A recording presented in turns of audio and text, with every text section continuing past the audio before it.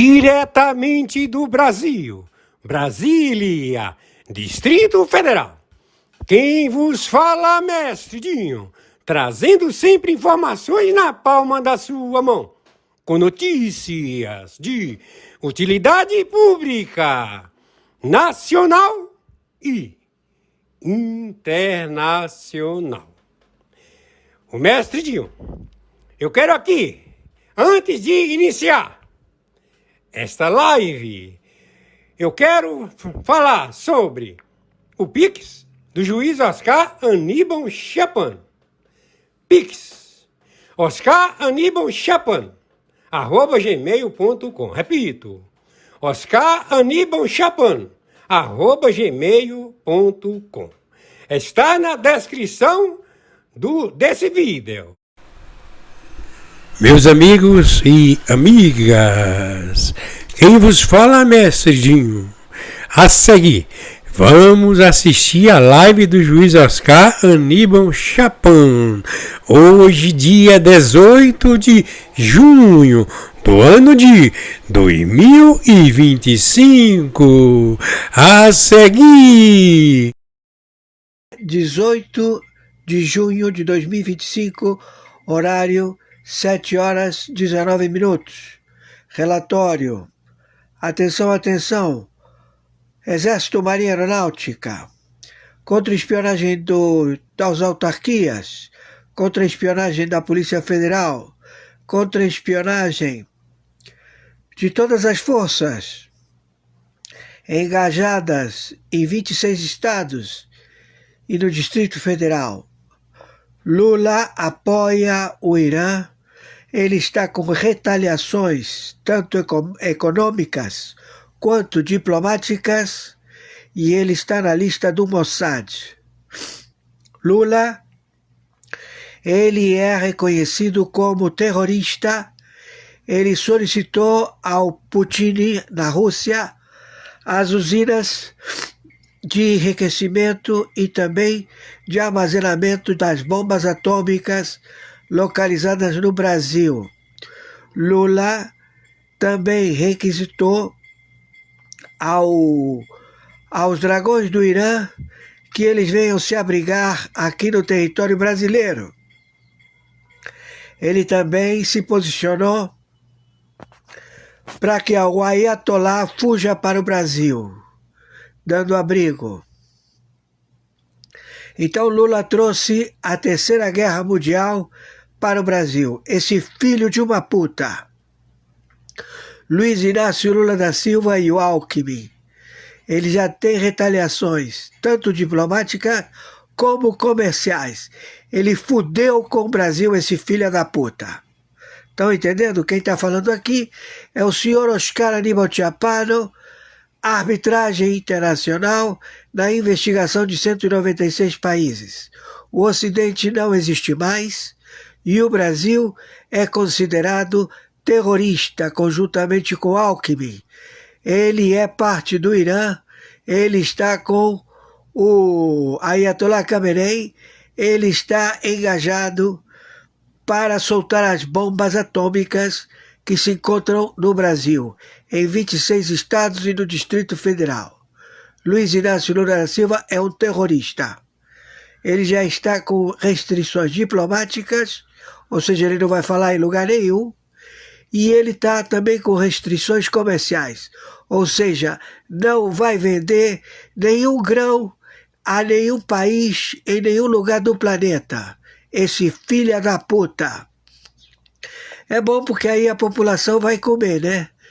Tudo que seria para exportação vai ser para o consumo interno. Então este filho de uma puta, assassino, que já está morto, Luiz Inácio Lula da Silva morreu há muito tempo. Quem está no lugar dele é o Moacir. Como diz o José Disseu, que não fala com ele há muitos anos. E que o próprio Maduro fala que ele é um agente da CIA. Sim, ele é um agente da CIA do Biden, usa máscara. Já está mais do que exposto. Então temos os partidos políticos que botaram ele no governo, as digitais não batem, o DNA não bate, e este filho da puta vai ser exterminado pelo Mossad. Eles vêm aqui procurar o Lula, o Alckmin e toda a cúpula dos terroristas que estão em 26 estados e no Distrito Federal. A intervenção do Brasil já é considerada fato. O Brasil decretou guerra aos Estados Unidos da América, o senhor Trump. Foi ele, conjuntamente com o Irã, Ali Khamenei, que tentaram matar o Trump, tentaram matar o Bolsonaro. Eles são assassinos. Já, tudo foi revelado. Então, tanto Ali Khamenei quanto o Luiz Inácio Lula da Silva são terroristas filhos da puta que manipulam 17 países da América Central, da América do Sul, e que ele tem a liderança.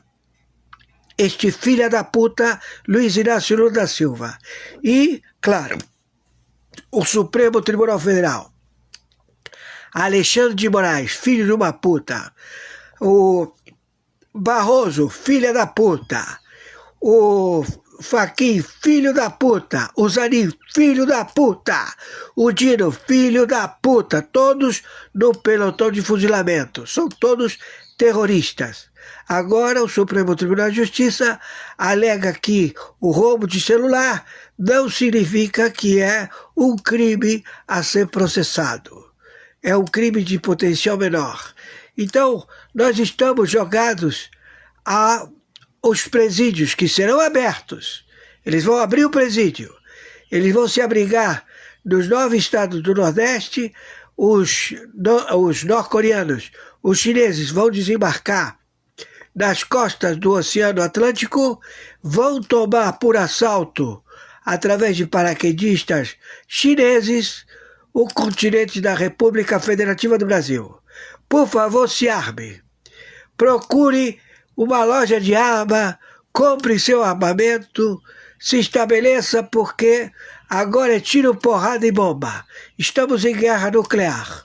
O Luiz Inácio Lula da Silva decretou guerra aos Estados Unidos da América. Ele é o terrorista, conjuntamente com Ali Khamenei, que quiseram matar o Trump e quiseram matar o Bolsonaro. Então, não dê bobeira a Bolsonaro. Não dê bobeira a família Bolsonaro.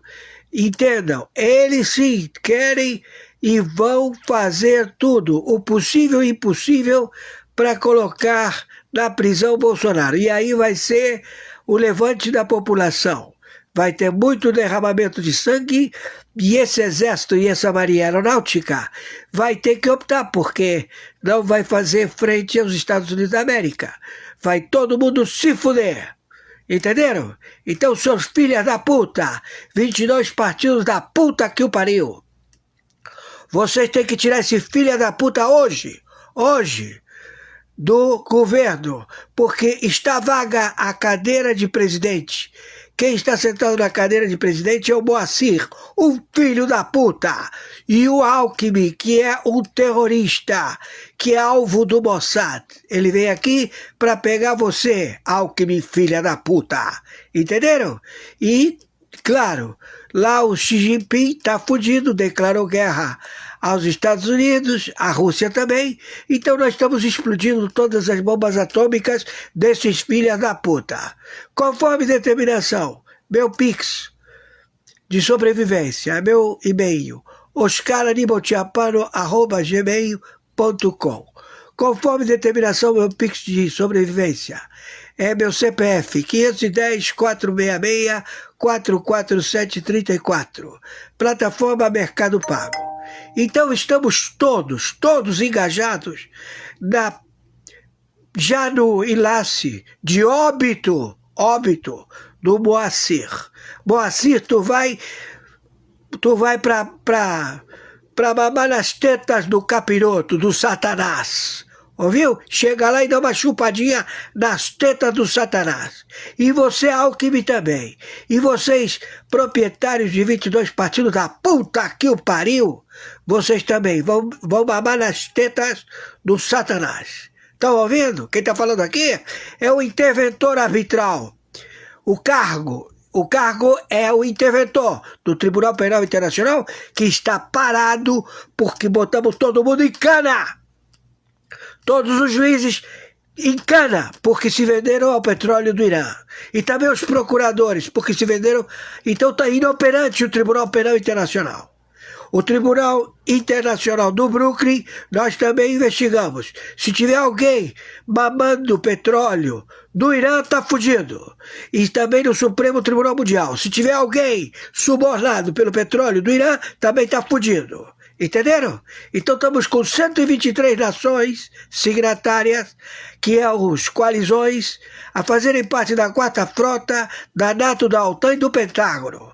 Então vocês pensavam que isto não iria acontecer porque vocês nunca pagaram o Tribunal Penal Internacional, porque vocês nunca aportaram, porque vocês signatários sempre dizendo, se a gente não paga, eles não vão atender. Pois bem, meu amigo, vocês se fuderam, e fuderam o Brasil, com esse filho da puta, com essa TV Globo de merda, com esse sistema de âncoras do Em Ponto, com essa família Marinho, filha da puta, que tá desfilando de transatlântico. Ele comprou um iate que é um transatlântico. Ele é o gordo careca, os dois são careca, né? Que eles têm tesão por iate. Então, meu amigo, fudeu, cara. Foi tudo pro cacete. Então agora vocês vão segurar chupaquê de uva. Não tem pra onde correr. Entenderam? Tô sendo claro, né? Então não vem me encher o saco, porque vai pra vala como foram vários. Então, se vocês querem continuar insistindo, pode insistir. Esse Ali Khamenei também, esse filho da puta, tentou, também foi pro ralo, vários. Entenderam? Porque aqui é assim. Como chove aí, chove aqui. Então, cuidado, porque eu não nego o Espírito Santo. As 60 agências de inteligência é que fazem tudo isto. Então, não te mete, hein? Fizeram cagada já de se meter comigo. Fizeram uma grande cagada, uma grande merda. Entendeu? E agora não vai acabar até vocês deixarem de existir, seus filhos da puta. Entenderam? Tô sendo claro? Porque comigo é assim. Ninguém se cria. Comigo ninguém se cria. Quis me peitar. Vai se fuder. Eu não vou no teu enterro, seu filho da puta. Entendeu?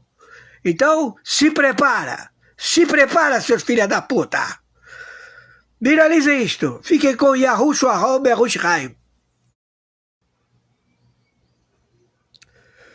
Muito bom dia, segunda live. 18 de junho de 2025. Quem está falando? É o senhor Oscar Aníbal Chapano, árbitro. Justiça paga, justiça privada. Na investigação de 196 nações, no maior crime da história, realizado por funcionários públicos que se encontram no reduto da teocracia, da sociedade de ladrões, cleptocracia, da ONU, onde eles, através do Conselho de Segurança Permanente, estabeleceram suas monarquias e os seus extermínios da população humana da Terra. Hoje, dia 18 de junho de 2025, horário 9h04, descobrimos o terrorista, o patrocinador em petroleiros, centenas de milhões de petroleiros de petróleo iraniano, a subornar e a estabelecer estes funcionários públicos ao pagamento das suas campanhas políticas para levá-los ao poder e lá eles permanecerem de eterno. Então o nome deste filho da puta é Ali Khamenei. Ele e os mulãs são 4 filhas da puta que não são persas, não são iranianos, não têm nacionalidade. eles se estabelecem abrindo mesquitas, como se fossem as igrejas evangélicas, facções de igrejas evangélicas. E lá eles se estabelecem e fazem o seu feudo, a delipendiar o povo, a usufruir das riquezas daquela nação e estabelecer exércitos pagos com os recursos, neste caso, da Pérsia. Então, o povo persa foi todo aniquilado por um baixinho filha da puta que morreu, Ahmadinejad. Ele foi morto pelo Mossad entre os dias 17 e 18 de 2025, junho. Deixou de existir, como também todos os líderes que se prontificam a ocupar os cargos dos generais que são abatidos pelo Mossad no território do Irã, e quem assume, eles deixam, né? Recadinho debaixo da porta: não assume o cargo de general, porque você vai ser morto. Mas os filhos da puta vão lá e assumem. Então são mortos. Então tá morrendo gente adoidado. Por quê? Porque eles mataram o Moulin, que estava na França, o Khomeini. Quando chegou e todos os estudantes falaram: Khomeini, você vai trazer democracia, você vai fazer com que a gente tenha leis democráticas. Ele pegou e falou: reúne todo mundo. Aí reuniram todos os estudantes. Aí veio o Ahmadinejad e mandou matar todo mundo. Mataram todos os estudantes que colocaram eles no poder. E de lá para cá, ele colocou véus, tortura no ventre muçulmano, matando mulheres. Ventre sagrado, porque quem nasce de ventre muçulmano é muçulmano. É a mesma coisa que o judeu. Quem nasce de ventre judeu é judeu. Os outros que se convertem à religião muçulmana, eles se converteram, são convertidos, mas não são naturais. Não têm a genealogia. E claro, eles também não têm, porque eles não são muçulmanos. Eles são satanistas. Eles têm por seu baluarte Satã. E eles juraram exterminar os Estados Unidos da América. E juraram exterminar Israel. Como também a Arábia Saudita, o Catar, Dubai, os Emirados Árabes, né? Doha, toda a população árabe, eles querem matar todo mundo. Esse Ali Khamenei. Então esse filho da puta, charmuta, Ali Khamenei, disse que vai jogar bomba atômica nos Estados Unidos da América. E o filho da puta do Lula, Luiz Inácio Lula da Silva, Alckmin, e a puta que os pariu dos 22 partidos, os presidentes do partido, todos envolvidos, enriqueceram as bombas atômicas aqui no Brasil. Eles produziram as bombas atômicas com urânio enriquecido. Trouxeram todos os cientistas, todas as centrífugas, e colocaram para operacionalizar para o enriquecimento das bombas atômicas.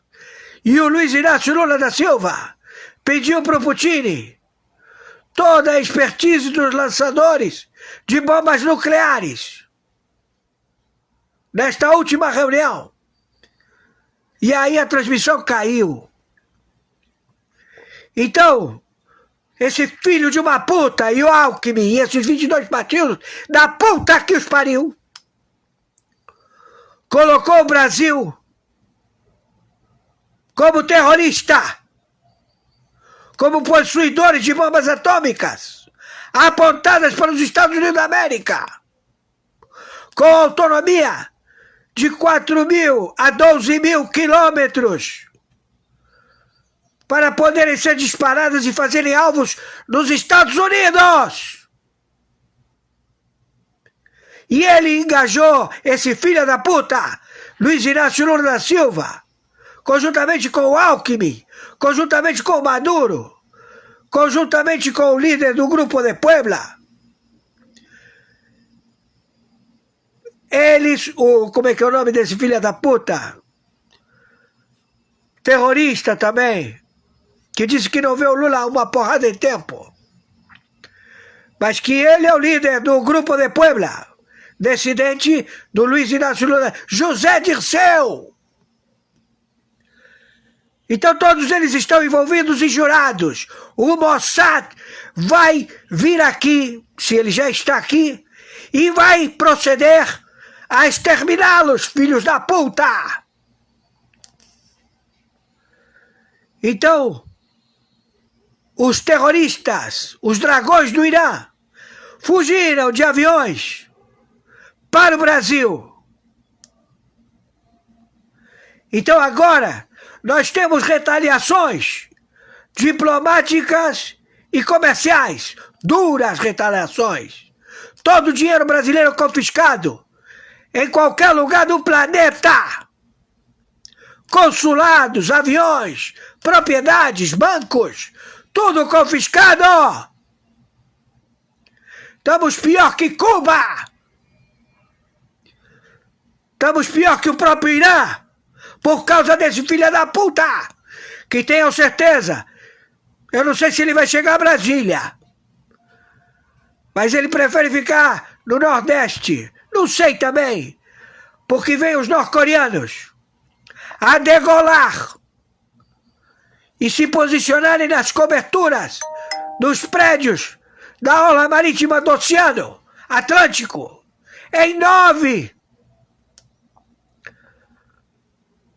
estados do Nordeste, a implantar com o Pepe do Peru, com a puta do México, com o Maduro da Venezuela e com 17 filhas da puta, narcoterroristas, todos financiados pelo Irã. Então nós temos que pegar esse filho da puta do Luiz Inácio Lula da Silva, o Alckmin, os 22 partidos da puta que o pariu, e botar todos eles presos, principalmente o pleno da Corte do Supremo Tribunal Federal, esse Alexandre de Moraes, filho de uma puta, esse Dino, filho da puta, esse Zanin, todos presos, esperando um pelotão de fuzilamento, seus filhos da puta, como também o Lewandowski, o superintendente da Polícia Federal, todos presos. Estamos em guerra. E já ameaçaram de explodir bombas atômicas no território dos Estados Unidos, vindo por esse filho da puta, Luiz Inácio Lula da Silva, e a puta que o pariu. O Ocidente acabou. Não tem BRICS, não tem porra nenhuma. O chinês e o russo estão putos porque eles não sabem quem alvejou as suas bases de enriquecimento irânio e também os seus lançadores de bombas atômicas. Mas foram 60 agências de inteligência que foram lá e botaram a explodir essa porra toda. Essa é a situação no momento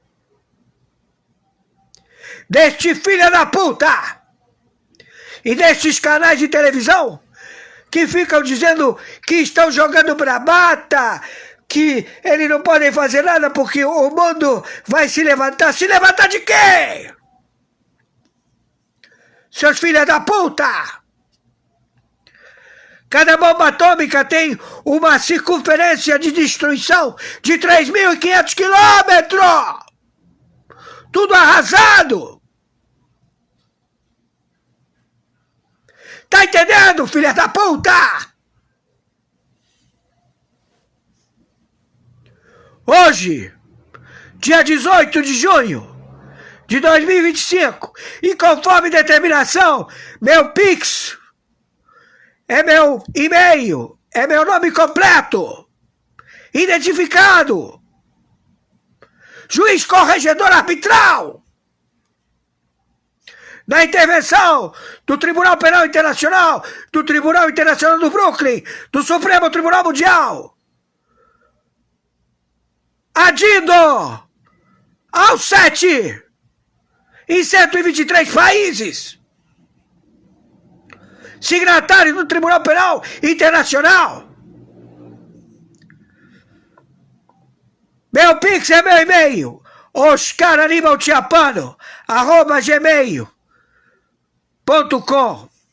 Meu Pix de sobrevivência, CPF 510 466 447 34.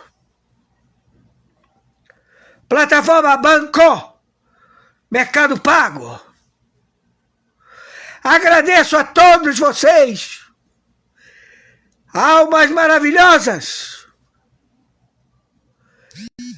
que uma alma, duas almas, mandaram para que eu pague o aluguel e não seja despejado. Agradeço! E temos que pagar a internet. E a conta atrasada do telefone. Estamos aqui. E eu comprei essa briga, adonorem. Porque tenho certeza que ninguém me contrataria na luta contra este sistema do Foro de São Paulo, do Grupo de Puebla, do euro, que não existe mais. Porque todos eles são viciados em cocaína, em lascívia, em medidas opressivas e morais, que não permitem à população de ser feliz, de viver com dignidade. Vamos acabar com esses filhos da puta! Coloquem o Bolsonaro como mandato tampão. Ele e a equipe dele. Os generais que estudaram pra caralho. Entendem como administrar. E tirar esse governo de merda de filha da puta. E proceder a novas eleições auditáveis. Porque não vai sobrar nada pra vocês e pra mim, povo da República Federativa do Brasil. Não estou puxando o saco do Bolsonaro. Eu não puxo o saco de ninguém. Comigo é assim. Fez merda, fudeu. Ele provou que ele é um bom gestor de todos os presidentes que existiram na história do Brasil. Ele é o único que deixou tudo pago. Ele simplesmente fechou o cofre, não deixou roubar. E não roubou. Então todo mundo quis matá-lo. O Ali Khamenei mandou matar conjuntamente com Luiz Inácio Lula da Silva, que quem tá aí é o Moacir. Mandou matar o Trump e o Bolsonaro. E todo mundo que trabalhou na USAID, na CIA, no FBI, todo mundo se entregando e entregando todo mundo. Entregaram a administração Clinton, que favoreceu o Barroso, filha da puta, chupador de peru. Tudo já sabido. Não tem pra onde correr. Viralize isto. E fiquem tranquilos, que tá tudo sob controle contra estes filhos da puta. E se quiserem mandar mais gente, mais defunto vai aparecer. Porque eu não nego o Espírito Santo. Mas 60 agências falam, foi mais um pro saco, mais um pro saco. Entenderam, seus filhos da puta? Como esse charmuta Ali Khamenei, que tenho certeza que ele mandou e todo mundo foi pro saco. Porque ele manda fazer em qualquer lugar do mundo. Entenderam? Finalize isto.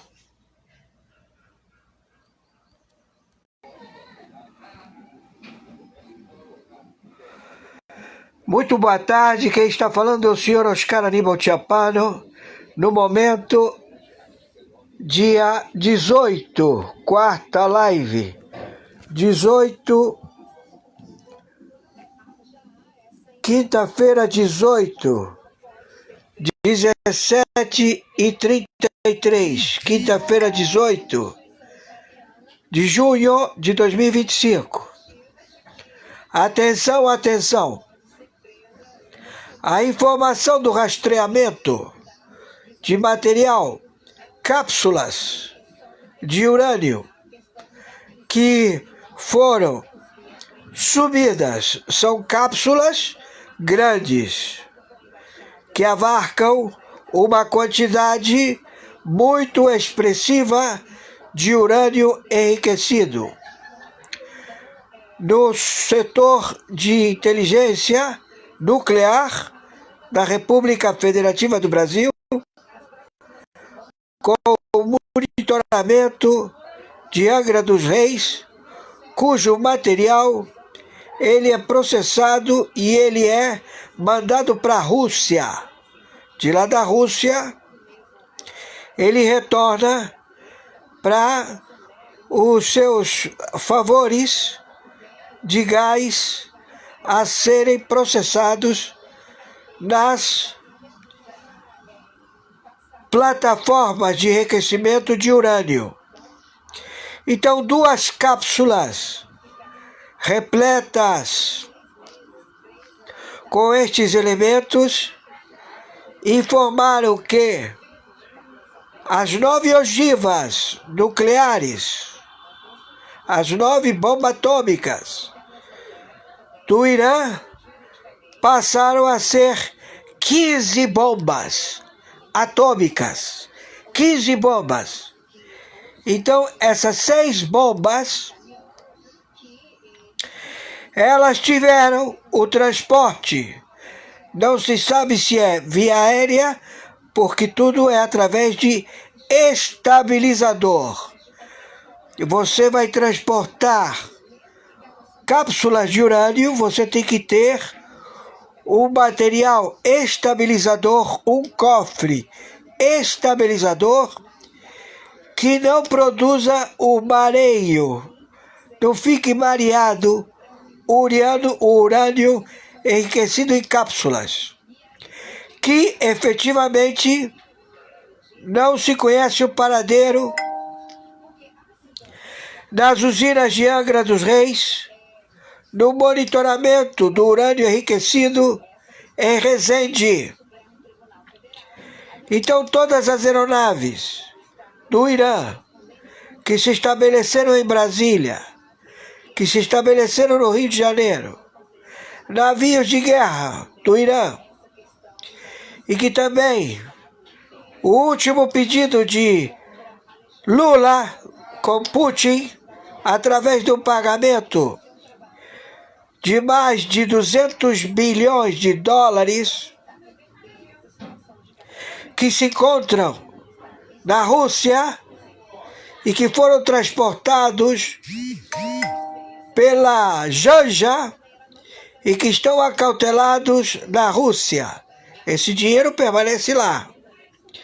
Então, as plataformas de lançamento de ogivas nucleares não chegou, por enquanto, no Brasil e também mini usinas nucleares que foram tratadas no último discurso de Lula com Putin, que foi interrompido, com o ministro da área processada no enriquecimento do material atômico nuclear em Resende, em Angra dos Reis, monitorado. Então, essas duas cápsulas são cápsulas grandes. Elas têm 3, 4 metros, 5 metros, 12 metros, 25 metros. São cápsulas de urânio enriquecido, que eles são transportados e eles precisam do monitoramento nuclear para resfriar o urânio que se encontra dentro desses tubos. Eles são colocados dentro do reator nuclear, um pequeno reator nuclear que pode ser transportado por submarino nuclear, por porta-aviões nuclear, por avião nuclear, em que ele tem que ter o estabilizador do reator nuclear, pequeno reator nuclear, para processar ao esfriamento dessas duas cápsulas, que, torno a repetir, são de 25 metros, 2,5 metros, 3, 4, 10 metros, 15 metros, tudo com urânio enriquecido. Se eles não ficam ativos em repouso, eles implodem e se manifesta a bomba nuclear. Entenderam? Então, este filho de uma puta, Luiz Inácio Lula da Silva, está sendo procurado pelo Mossad, pelas tropas internacionais, da NATO, da OTAN, do Pentágono, de 123 países, que estes filhos da puta do Alexandre de Moraes, para botar uma cortina de fumaça, sequestra mais um ajudante de ordem.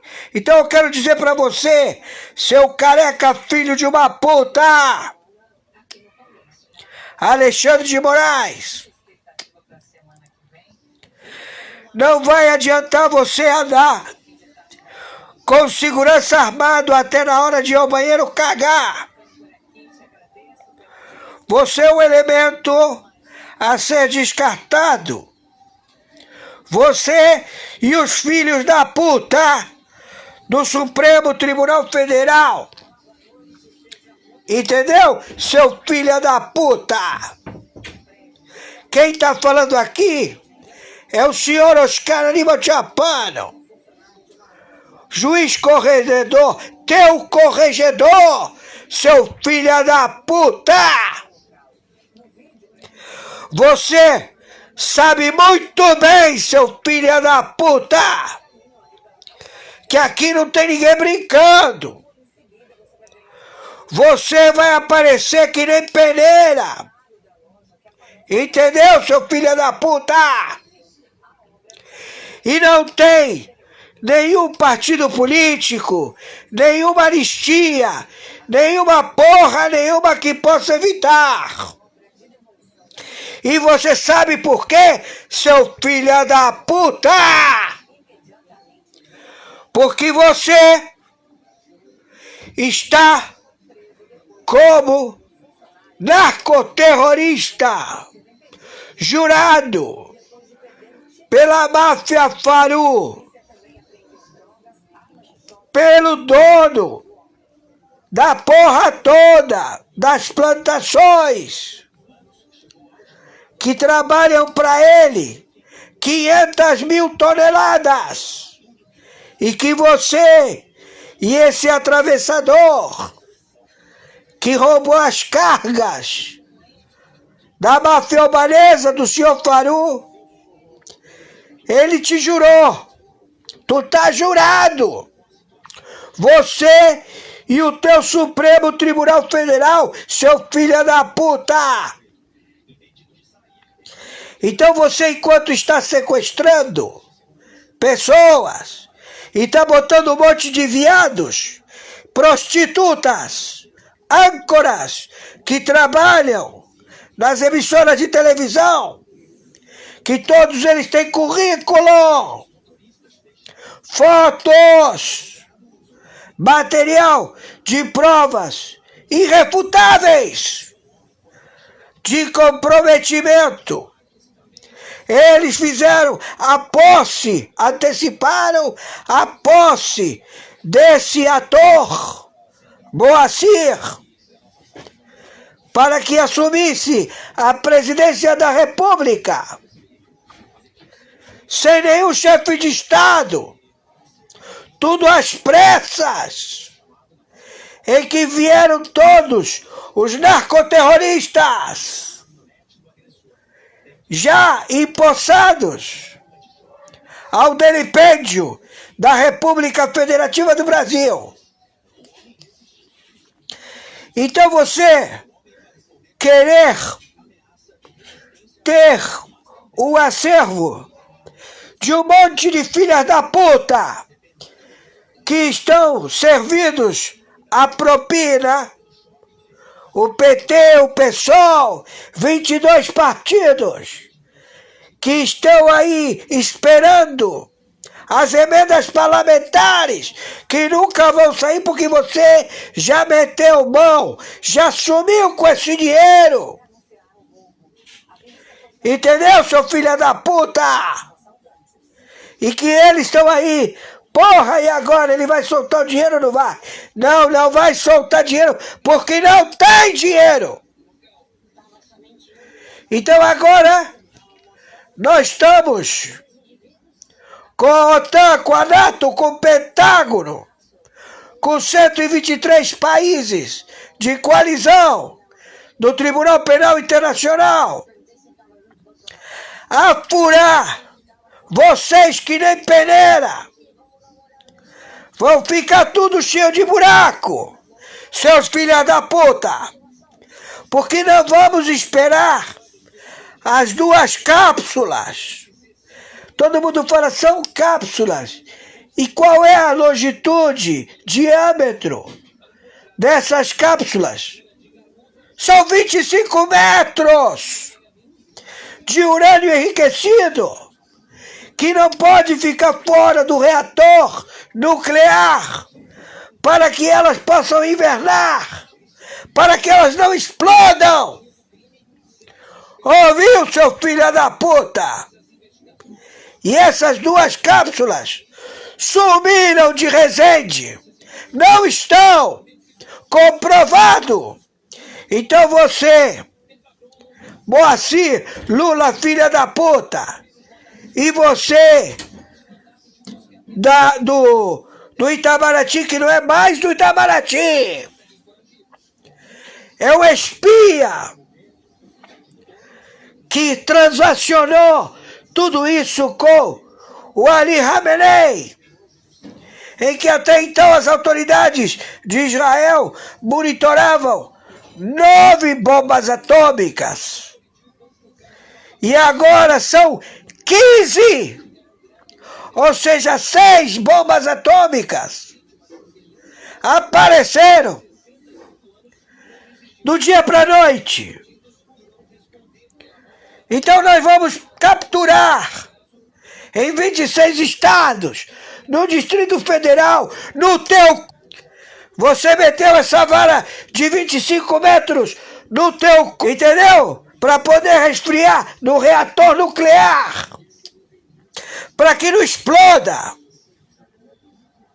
Cada bomba atômica, ela tem uma radiação de 3.500 quilômetros ao derredor.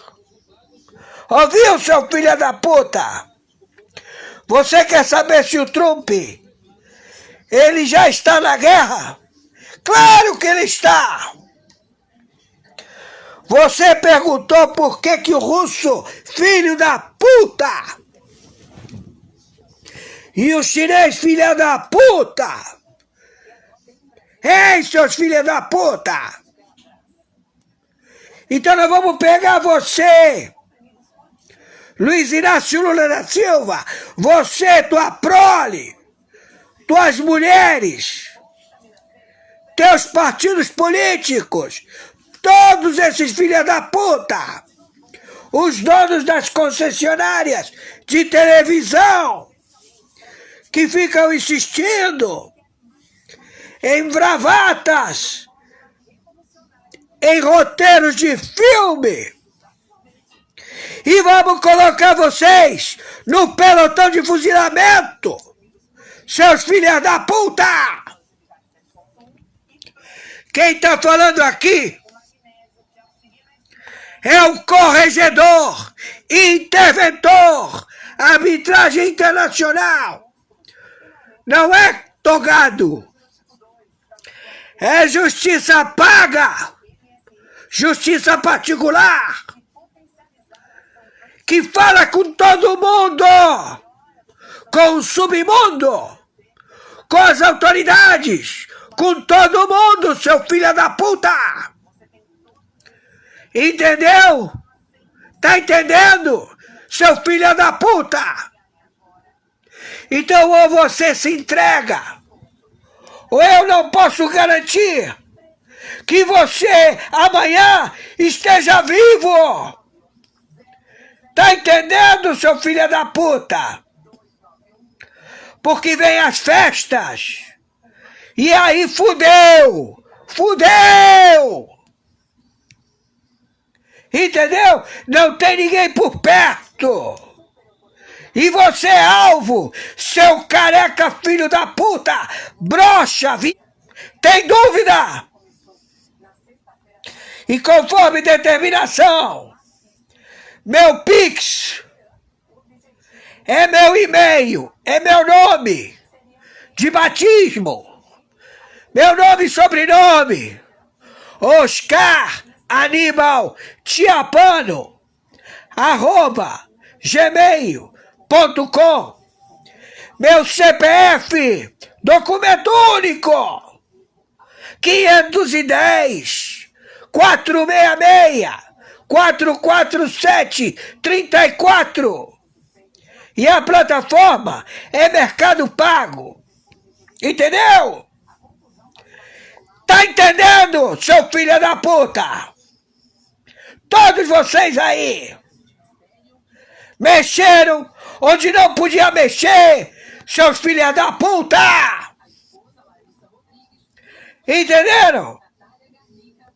Então finalize isto o máximo possível, porque nós estamos correndo risco que essa porra exploda! Entendeu, povo brasileiro? Descrente de merda! Só acredita vendo? Então... Meus amigos e amigas patriotas, quem vos fala, mestre Dinho. Hoje, dia 18 de junho do ano de 2025. Acabamos de assistir a live do juiz Oscar Aníbal Chapman. E na sequência, conforme vocês já sabem, né, a maioria de vocês, que no canal do Mestre Dinho, todos os dias o juiz Oscar envia matérias para que o Mestre Dinho coloca, anexar na live do juiz Oscar Aníbal Chapman, para colocar na sequência. E por isso, vamos agora assistir às matérias de utilidades públicas nacional e internacional. A seguir.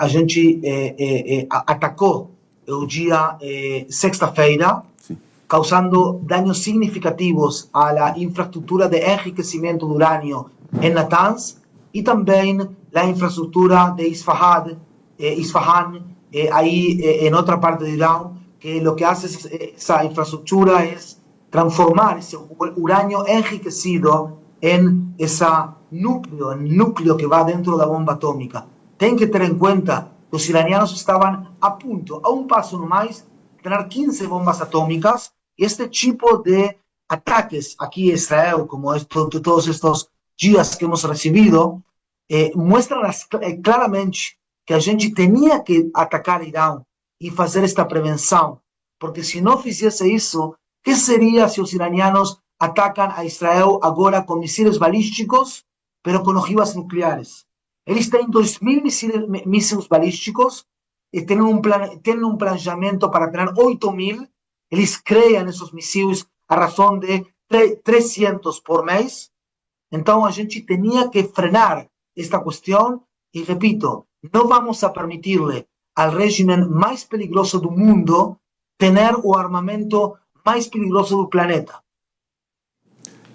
Major, seja muito bem-vindo aqui a mais um vídeo no nosso canal Plantão Planalto, mais uma notícia para vocês aqui importante. Olha o que aconteceu. Galeria do Planalto omite prisão de Lula por corrupção em biografia oficial. A biografia oficial do presidente Luiz Inácio Lula da Silva, exibido na galeria de ex-presidentes do Palácio do Planalto e no Centro de Referência de Acervos Presidenciais, omite completamente sua prisão por corrupção e lavagem de dinheiro, fatos que marcaram sua trajetória recente e dividiram o país. O texto institucional detalha a história pessoal de Lula, sua carreira sindical, a função do Partido dos Trabalhadores do PT, os 2 mandatos presidenciais e programas sociais como Bolsa Família e o PAC. No entanto, ignora o episódio de 2018, quando o ex-presidente foi condenado e preso no âmbito da Operação Lava Jato, permanecendo detido por 580 dias. Embora o Supremo Tribunal Federal tenha anulado suas condenações por questões processuais, sem discutir o mérito das provas, a prisão de Lula se tornou um dos acontecimentos políticos mais relevantes da história recente do Brasil, gerando forte repercussão nacional e internacional. Ainda assim, na versão oficial exposta ao público, esse capítulo foi apagado. A ausência da prisão na galeria oficial reforça a crítica de que o atual governo tenta reescrever a história ao apagar episódios importantes na trajetória de Lula. O perfil ressalta apenas feitos positivos, como o crescimento econômico no início dos anos 2000, o combate à fome e a expansão da educação superior, omitindo não apenas a Lava Jato, mas também os escândalos de corrupção que envolvem o PT durante seus governos, como o Mensalão e os desdobramentos da crise da Petrobras. Essas aí são as últimas informações. Deixa o like, se inscreve e compartilha.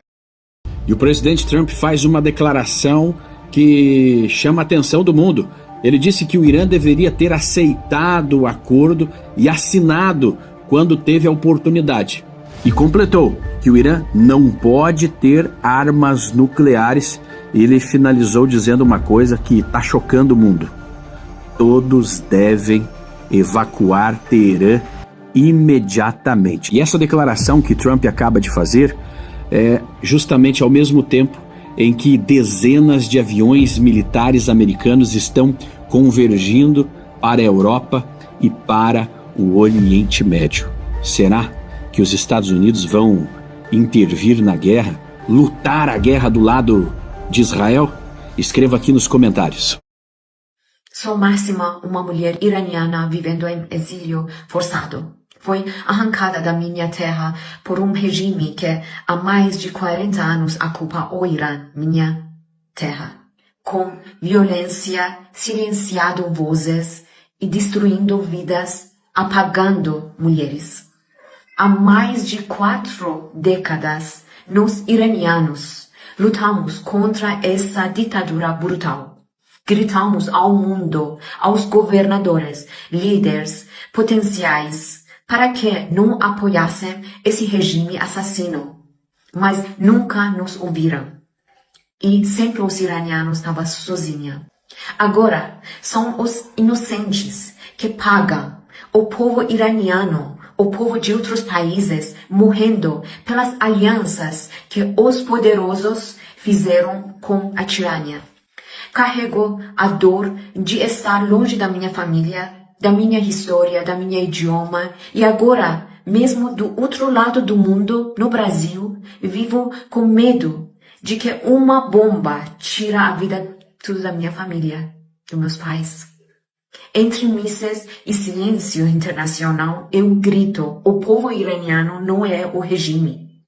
A República Islâmica do Irã é um câncer que mata dentro do Irã e fora do Irã.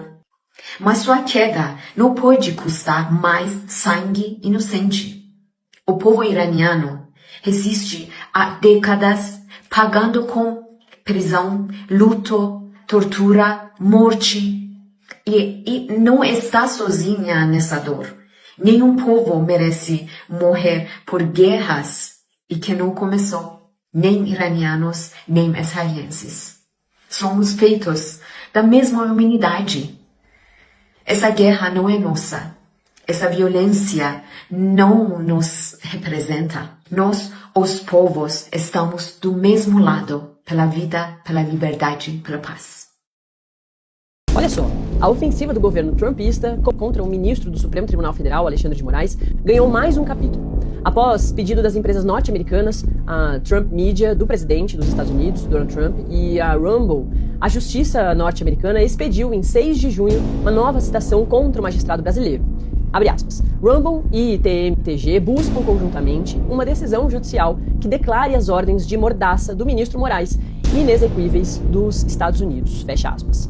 Com a nova citação, Moraes terá 21 dias para responder formalmente à ação ou apresentar petição para contestar o processo, seguindo as regras processuais federais dos Estados Unidos. Segundo o documento, as ordens de mordaça censuram discursos políticos legítimos nos Estados Unidos, minando proteções constitucionais fundamentais consagradas na primeira emenda, confrontando-se com a lei de decência nas comunicações e com a lei de armazenamento de comunicações, além de desafiar princípios básicos de comity, respeito mútuo entre jurisdições.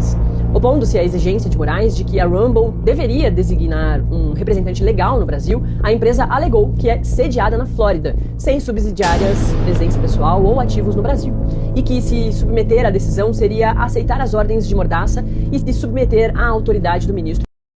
Desde Moscú, lanzaron una advertencia que ya resuena en las capitales occidentales. Así como lo oyen. Dmitry Medvedev, figura clave del Consejo de Seguridad ruso, advirtió que la situación en Medio Oriente ha llegado a un punto donde el margen de maniobra comienza a desaparecer. Según él, los acontecimientos recientes entre Irán e Israel no son incidentes aislados. Hay una dinámica que se está acelerando y que podría activar escenarios de mayor complejidad a escala internacional. El Kremlin ya se pronunció oficialmente, condenando lo ocurrido y apelando al derecho internacional. Pero lo que más llamó la atención fue el tono de Medvedev. Advirtió que lo que antes se consideraba improbable, hoy ya es una variable real sobre la mesa. Y que si no se toman decisiones urgentes, el desenlace podría superar los cálculos más moderados. Olá para você que se liga na Gazeta do Povo, está no ar o Café com a Gazeta, seu jeito corajoso de se informar logo pela manhã.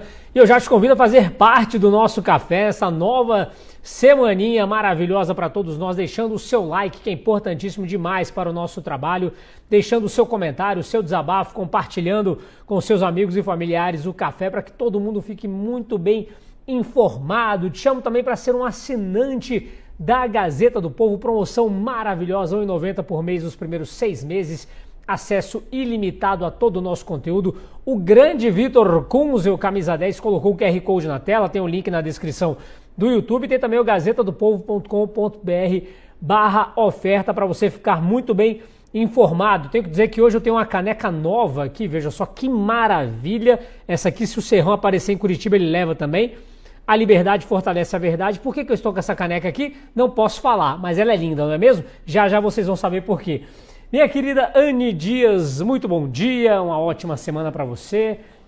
Final de semana, muitas notícias, né? Guerras. Sim. E tudo mais, a gente vai tratar de tudo isso, né? E eu também tenho uma caneca nova aqui, ó. A Anne Dias também tem uma caneca, sabe por quê? Não vão saber agora, só depois. Lucas Saba, meu amigo, como é que vai? Seja bem-vindo, bom dia. Eu acho que você não tem a nossa caneca, mas terá. Já já ela chega aí para você, porque tem um motivo dela estar aqui. Você também tem a sua belíssima caneca. Como é que tá? Tudo bem?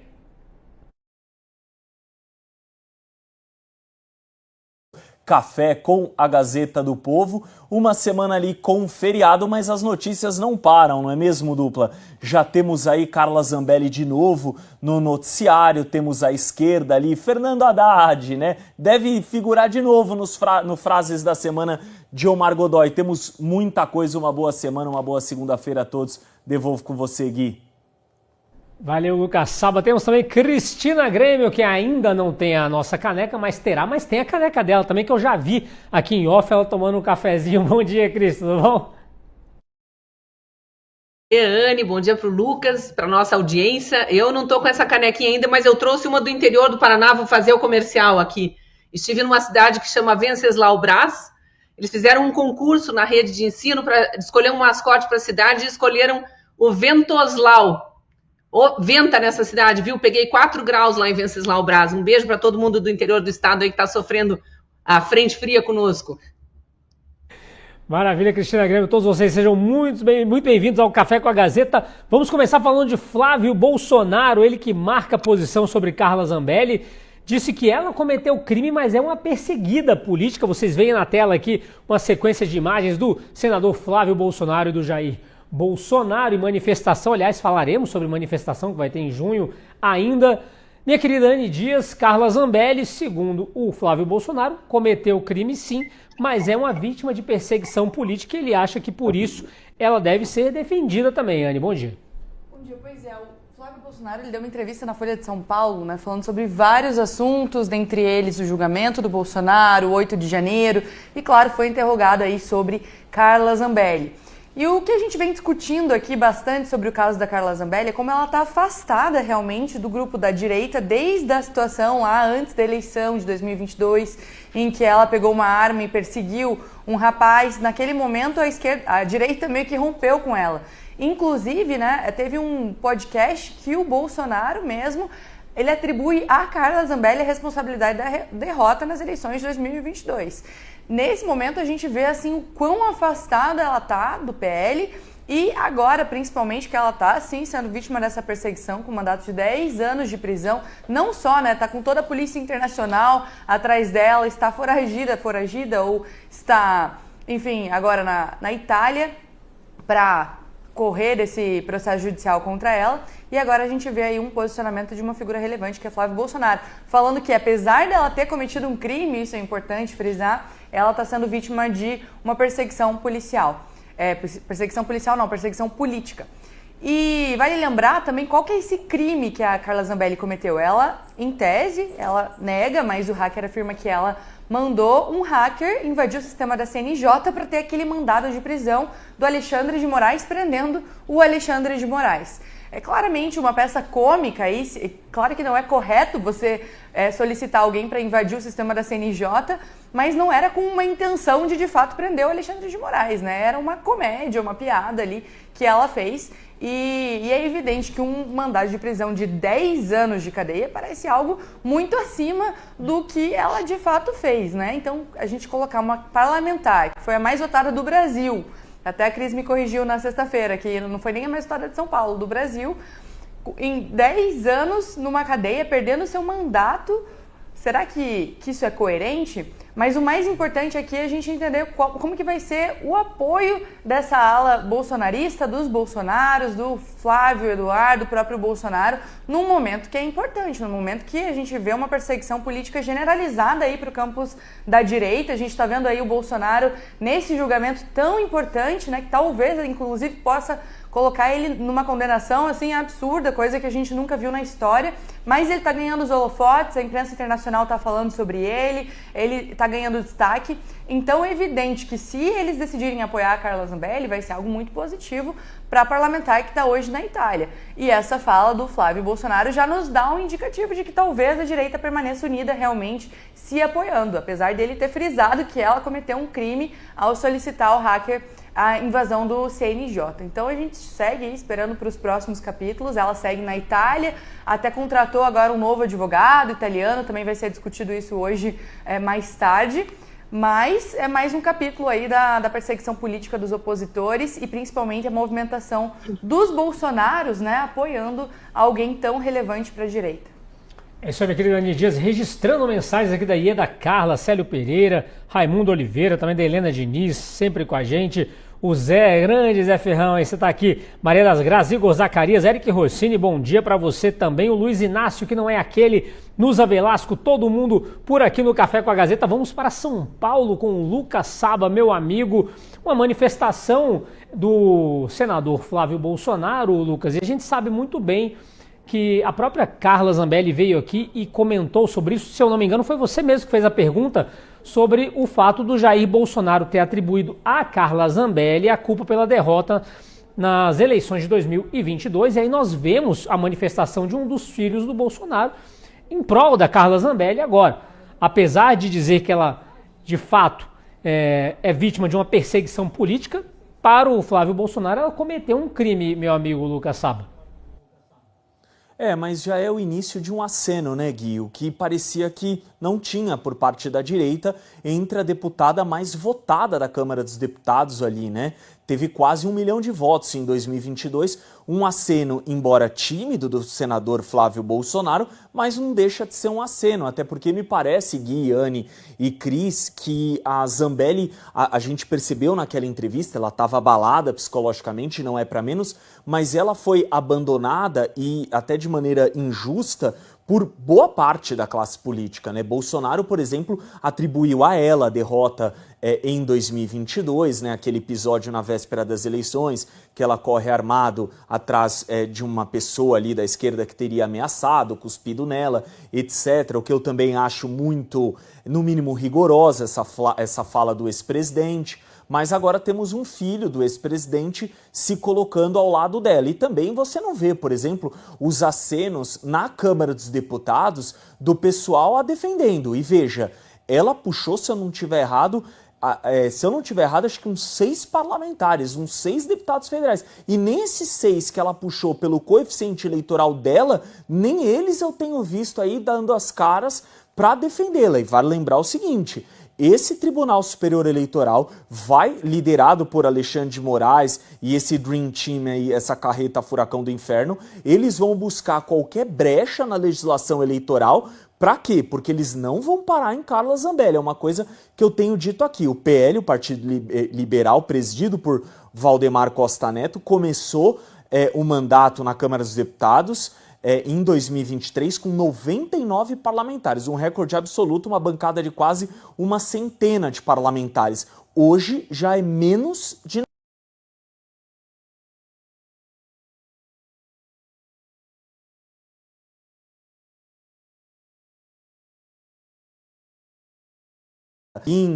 incluindo, por exemplo, outros ali, o Paulo Belins, que é presidente da Comissão de Segurança Pública e Justiça da Câmara. E se ele perder o mandato, com o que fica essa presidência? Será que o PL terá força de manter ali com o partido? Porque a gente sabe que Hugo Mota não vai comprar uma briga com o Supremo Tribunal Federal para salvar o mandato de Carla Zambelli.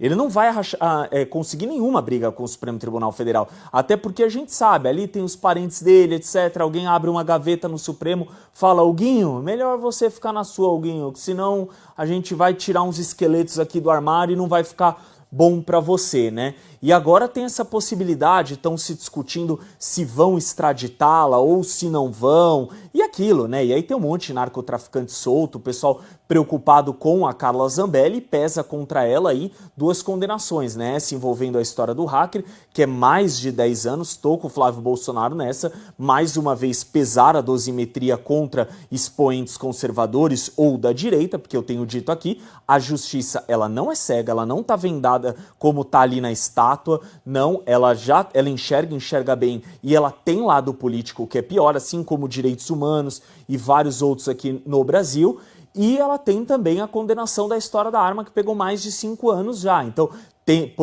pode ainda recorrer, etc., mas já está ali no limite do trâmite em julgado, somando as 2 penas, a gente já está falando ali de mais de 16 anos.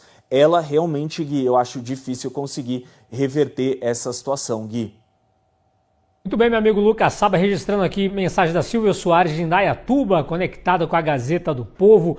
E a Cris mandou a mensagem do Humberto Pires, dando um bom dia, assistindo da cidade de Carnaúba dos Dantas, Rio Grande do Norte, que é pertinho de Santa Cruz, Rio Grande do Norte, terra do meu pai, dá uns 50, 60 quilômetros de Santa Cruz, a mesma Santa Cruz, inclusive, que o Bolsonaro passou mal naquele episódio. Vamos falar, inclusive, sobre a manifestação já, dia 29 de junho, mas vamos falar com Cristina Grêmio, que me enviou gentilmente este comentário. Sabia que meu pai é de Santa Cruz, Cris? Eu nunca falei isso, né? Ele é de Santa Cruz. Não sabia, não. Seja bem-vinda, Cristina Grêmio. Tudo sobre Carla Zambelli e Flávio Bolsonaro. Nós estamos aqui comentando, inclusive, sobre, quem sabe, essa nova aproximação, né? Já que a Carla Zambelli, nós mencionamos na entrevista com ela aqui, questionamos sobre essa culpa que ela poderia ou não carregar em relação ao que o Jair Bolsonaro tenha dito sobre as eleições de 2022, mas fato é que o Flávio Bolsonaro, senador, se manifesta agora, faz uma manifestação pública, digamos, tentando reaproximar Carla Zambelli dos nomes Bolsonaro, né, Cris? Bom dia. Sim, bom dia. Eu achei aqui o quase conterrâneo do teu pai e mandei porque eu acho gostoso a gente saber que tanta gente do Brasil inteiro está conectado conosco já cedinho, agradecendo então todas as mensagens do chat. E vou começar minha resposta lendo a da Maria das Graças Rodrigues. Sou a favor da Zambelli. Eu não aguentaria ser insultada do jeito que ela foi junto com o filho. Aqui ela se refere ao outro processo, aquele do episódio da arma, e é normalmente esse que faz com que as pessoas tenham alguma ojeriza, digamos assim, à deputada Carla Zambelli. Acham que ela errou, que ela se excedeu, mas precisa ter também um pouco de empatia, se colocar no lugar de alguém que estava com o filho num momento super tenso, era final da campanha eleitoral, de uma campanha extremamente questionável, para dizer o mínimo, né, com um Tribunal Superior Eleitoral fazendo papel de partido político, de oposição a Bolsonaro. A gente sabe muito bem como é que foram tratadas as questões, os pedidos de direito de resposta do presidente Bolsonaro lá no TSE, que simplesmente ignorava todas aquelas acusações absurdas do Janones e da companhia limitada ali dos petistas mentirosos de que Bolsonaro era canibal, era pedófilo, aquele monte de absurdo que circulou durante a campanha eleitoral. Inclusive, desconfio eu, por disparos em massa, o que é proibido por lei eleitoral. Nada disso era julgado lá no TSE e os pedidos de Lula, todos julgados com Bolsonaro tendo 2 horas, 1 hora para responder. Então, uma eleição, no mínimo, desequilibrada. E Zambelli fazia parte disso tudo, porque era das defensoras de Bolsonaro mais próximas, tanto que ela acabou se envolvendo, entre aspas, com esse hacker. A gente já fala do hacker, eu quero falar da questão da arma. As pessoas ficam com muita raiva da Carla por conta da arma. O próprio presidente Bolsonaro, em algum momento, já deu uma entrevista, uma declaração de que isso teria sido um dos motivos da derrota dele nas urnas. Pode até ter sido, eu acho que ninguém deixa de votar num candidato, porque algum apoiador que concorre para um outro cargo se excedeu em alguma coisa. Não acredito que isso mude o voto do eleitor. Mas vamos lá. No caso da arma, Carla estava se defendendo de uma ameaça que ela sofria. Palavras dela, a gente tem que ouvir a vítima, né? Ela estava junto do filho, levou cusparada na cara, todo tipo de xingamento. Quem era do outro lado? Um jornalista petista, um jornalista independente petista, que estava perseguindo Carla. Ela disse que já tinha sido, inclusive, ameaçada de morte, não necessariamente por ele, mas para a gente entender o nível de nervosismo que ela estava naquele momento. E ela tinha porte de arma, e aqui é o X da questão em relação a esse processo. A gente já falou aqui inúmeras vezes, eu estou reproduzindo o que a própria vítima diz a Carla Zambelli, mas ela provou nos autos do processo.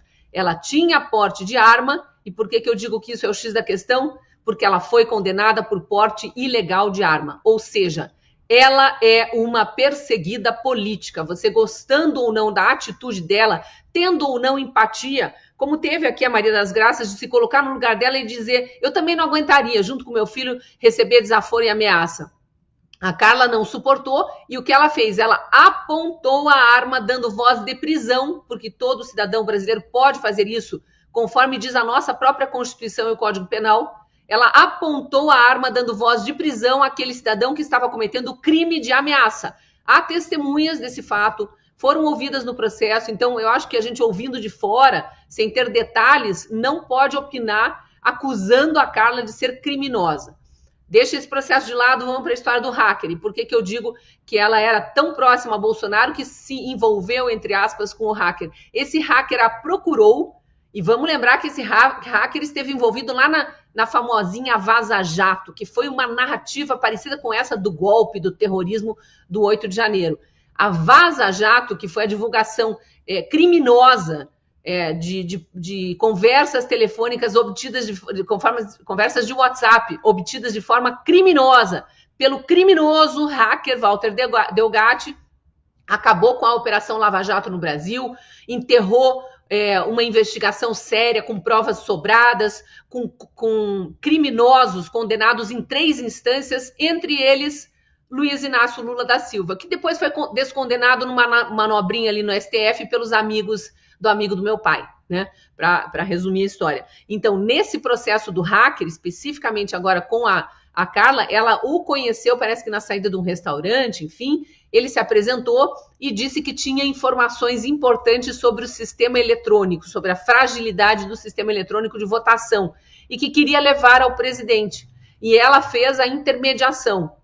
Se foi certo ou errado, não vamos julgar, mas não tem crime aqui. Naquele momento ele era um cidadão livre, estava livremente circulando pelas ruas, conversando livremente com outra pessoa, nada disso é crime, e muito menos ela, sendo parlamentar, levar quem quer que seja para conversar com o presidente. Depois disso, eu estou reproduzindo o que ela falou aqui para quem não assistiu a entrevista. Os nossos espectadores assíduos, o Luiz Inácio, que não é aquele, esses todos vão lembrar o que a Carla disse aqui. E eu fui checar o que é aberto no processo e procede. Depois disso, o hacker foi contratado por ela para fazer um serviço para as redes sociais dela, um serviço legal. Também não é ilegal contratar alguém que eventualmente tenha sido condenado, já pagou sua pena, está livre e está voltando ao mercado de trabalho. A gente não gosta dessa ideia, mas é o que a esquerda prega que tem que ser feito, né? Eles querem, inclusive, soltar bandido ainda no cumprimento da pena para ser reintegrado à sociedade. Carla contrata esse hacker e aí, nesse processo em que ele deveria cuidar só das redes sociais, ele teria de novo cometido o crime de invadir o CNJ para ficar brincando lá e expedindo mandado de prisão para Alexandre de Moraes e para outras pessoas em nome de Alexandre de Moraes. Não ficou provado que foi a Carla que mandou o hacker fazer isso. Apenas pela conexão dela, de ter contratado o hacker para fazer alguma arte ali, algum design gráfico para as redes sociais dela, ela foi condenada. 10 anos de cadeia. Então, voltando aqui só para finalizar, e dentro do tema do Café com a Gazeta aqui, Flávio Bolsonaro declarando que ela é criminosa. Eu espero que ele tenha lido todo o processo e ouvido, pelo menos, as entrevistas que a Carla deu antes de sair do Brasil para a Itália, que não foi fuga, não havia mandado de prisão contra ela. Nessas entrevistas e no processo, fica demonstrado que não há prova de que foi ela que mandou o hacker fazer isso. Quem que diz que ela mandou o hacker fazer isso? Invadir o sistema do Conselho Nacional de Justiça e ficar brincando, fazendo piadinha ali com o ministro Alexandre de Moraes? O próprio hacker. Mas aí a gente tem que olhar a vida pregressa de cada um. A Carla nunca tinha sido condenada a nada. Era uma ré primária até aquele momento. Ele já tinha. Em quem que a gente vai acreditar? Eu sei que também não é a melhor forma da gente confiar nas pessoas, mas em quem que a gente vai acreditar? Num bandido que já foi condenado, tá certo que ele cumpriu a pena e estava em liberdade? Ou numa parlamentar, a mais eleita do país, que tem a confiança de pelo menos 1 milhão de paulistanos, ou de paulistas, né? Foi deputada, votada no estado inteiro. Então é muito complicado a gente dizer que ela cometeu o crime. Eu discordo dessa afirmação do deputado Flávio Bolsonaro, mas eu concordo com a segunda afirmação dele de que Carla é uma perseguida política. Muito bem, minha querida Cristina Grêmio, sempre com as explanações brilhantes aqui, registrando a mensagem da Carmen Corrêa de Lisboa. Seja bem-vindo, Carmen. Raimundo Oliveira, o Jeff também está sempre com a gente. Mensagem da Ana Serazo, Adolfo Mazzi Filho, todo mundo participando do nosso Café com a Gazeta. Comente também, deixe seu like, importantíssimo demais para o nosso trabalho. E, é claro, responda a nossa enquete: Lula será candidato em 2026? E por que eu puxei esse gancho aqui, meus amigos?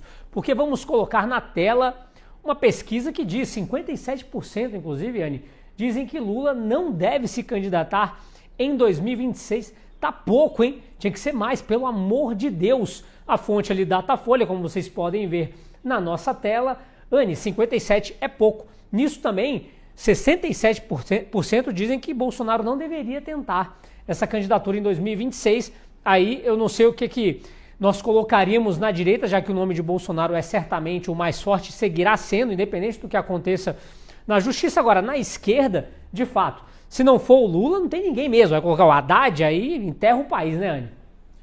Pois é, a gente está num cenário em que o Lula está num desgaste gigantesco no governo dele, né, com todos esses índices econômicos que mostram o fracasso realmente da pasta econômica do governo federal, que é uma, se não a pasta mais importante, está colocando a gente lá embaixo em todos esses critérios de inflação, de dólar, de, enfim, tudo isso nos mostra o resultado dessa política econômica. Então, quando a gente vê o café, por exemplo, tendo 30, quase 40 reais, isso é um resultado de uma política econômica de gastos excessivos e aumento de imposto, o que é um dos principais fatores para esses resultados de pesquisa. Mas fora isso, tem vários outros, né? A gente já está discutindo aqui em off sobre a pasta diplomática do Lula com relação ao Ministério das Relações Exteriores, como essas alianças com países autoritários também afundam a popularidade do Lula, porque não nos aproxima de democracias liberais, não nos aproxima dos países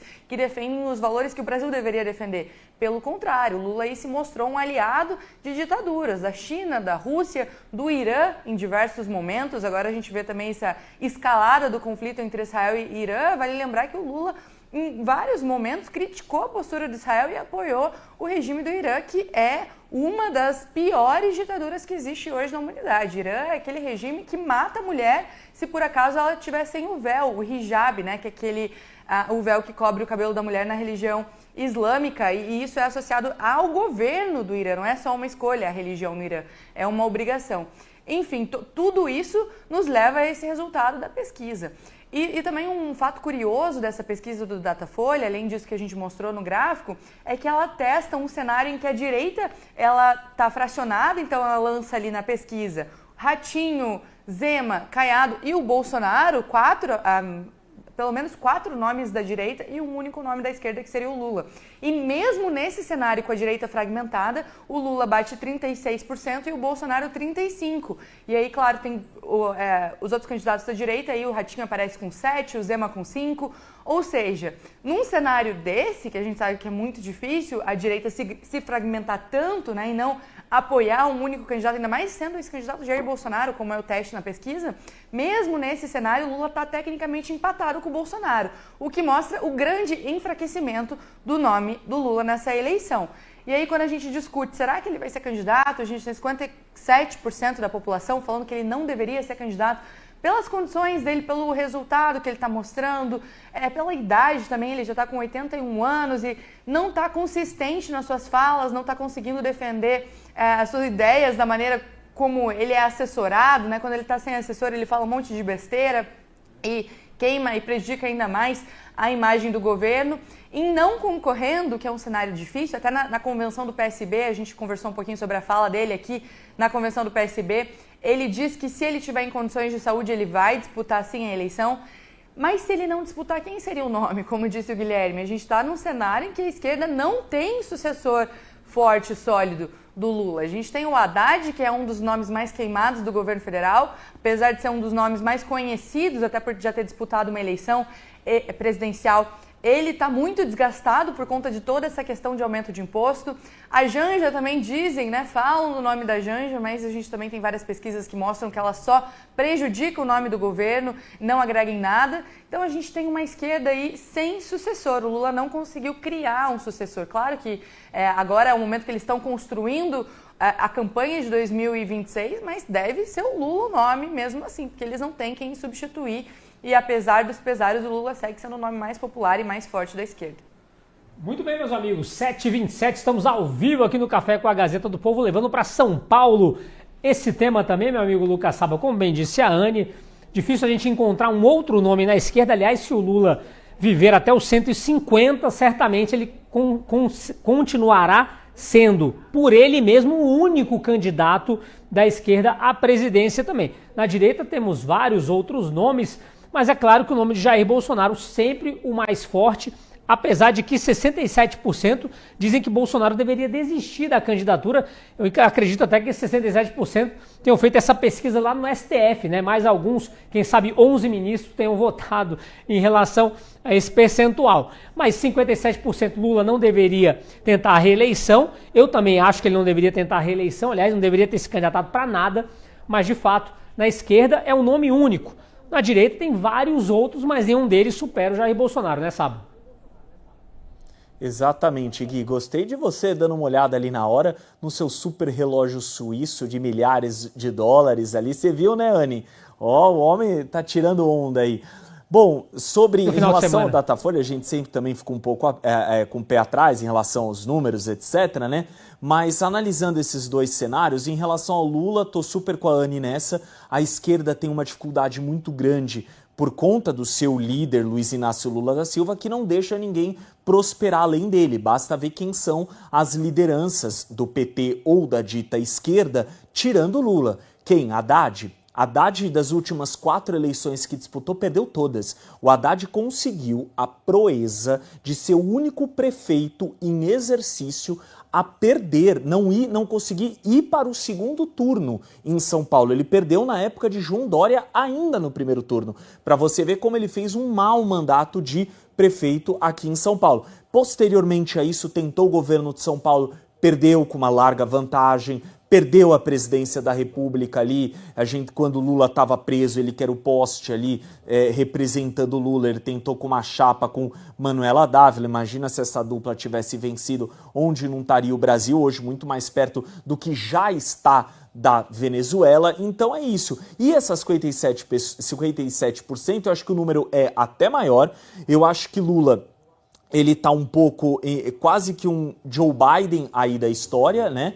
Então é um problema, porque aquela cena que se caracterizou do Biden, até meio constrangedora, quando ele visitou aqui o Brasil, a Amazônia, que ele termina a entrevista, vai para o meio do mato, olha para um lado, olha para o outro, tocaram até a entrada ali da série de Lost. É um pouco isso, Lula.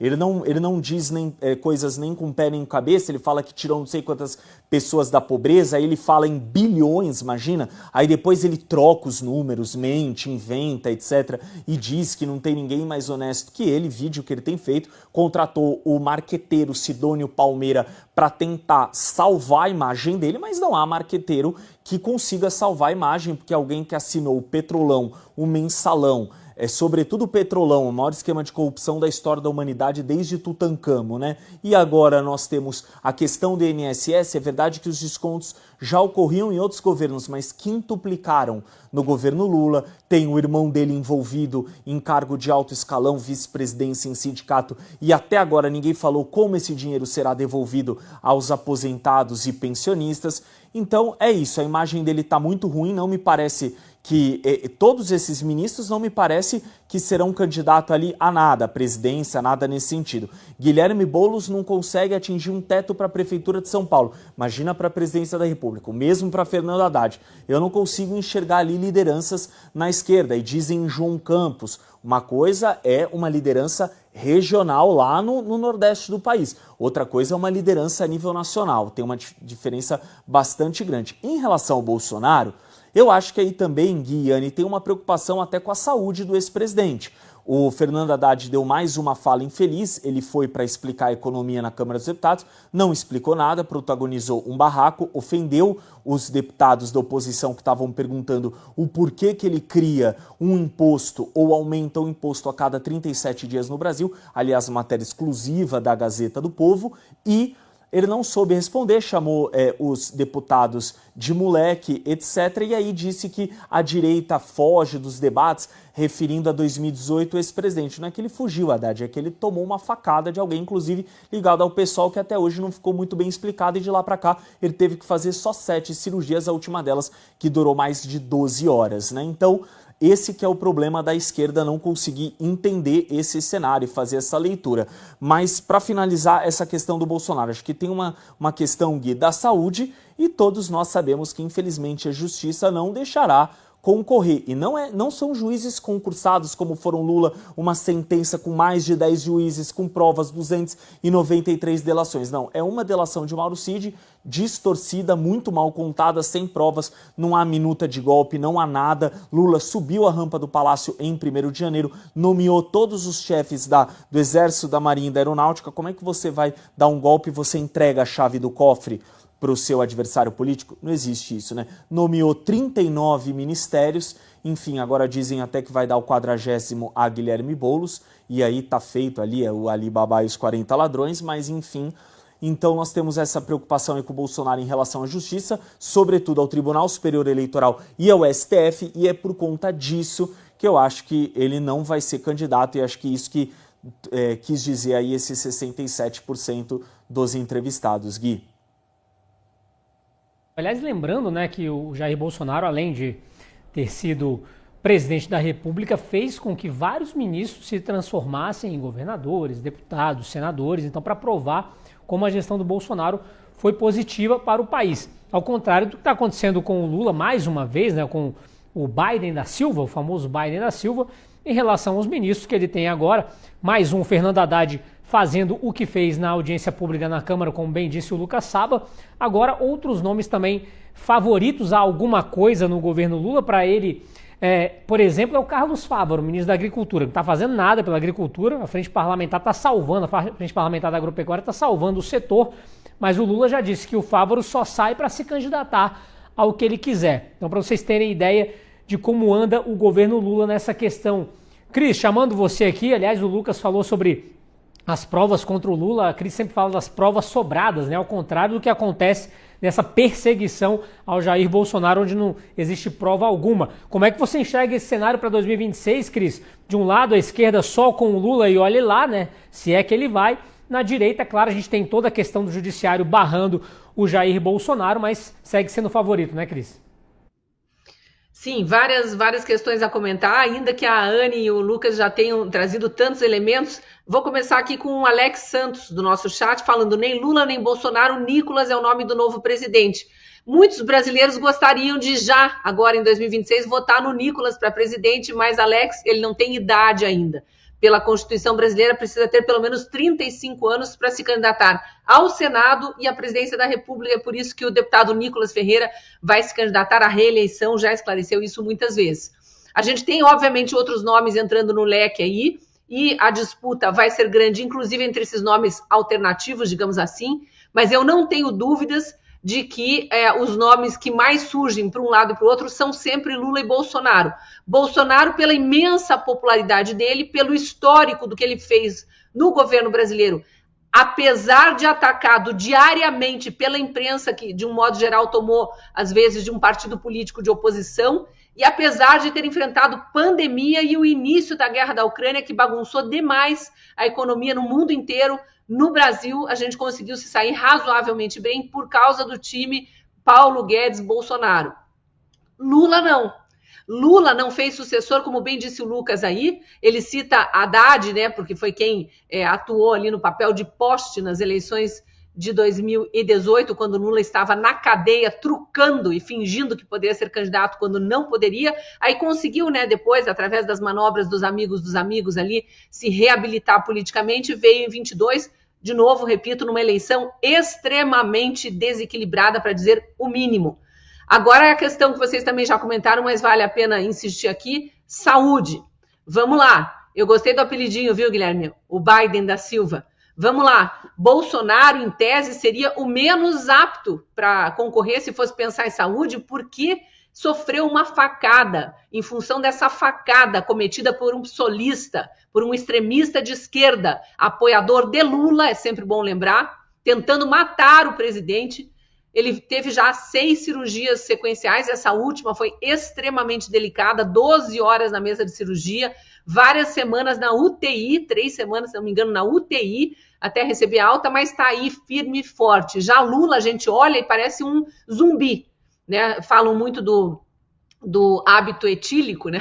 Essa expressãozinha que na época do governo Lula 1 ou Lula 2 quase resultou na deportação de um jornalista americano, não podia mais falar a verdade sobre Lula, tinha só que falar ali, bajular e falar as coisas que eles gostariam de ver escritas nos jornais, senão não podia ficar no Brasil.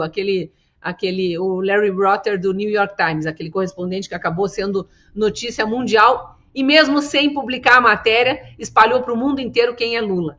Então a saúde de Lula, eu acho que pode ser um empecilho, sim.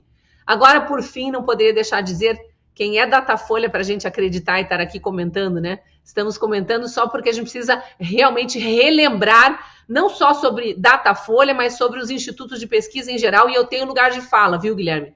Acabei de sair de uma eleição em que os institutos de pesquisa, de propósito, não colocavam meu nome.